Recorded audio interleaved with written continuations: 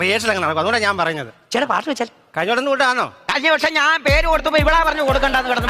ഞാനാണ് ഈ പറഞ്ഞത്.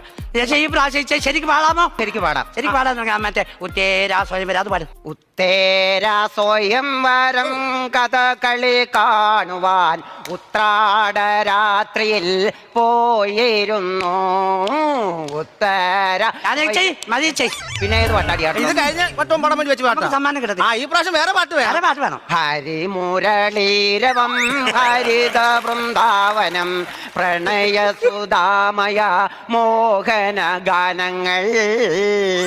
എടി എടി അത് വിഷപ്പില്ലാതെ തിന്നരുതെന്ന് ചത്തുപോകും. ഇതിലും ഭേദം അതല്ല.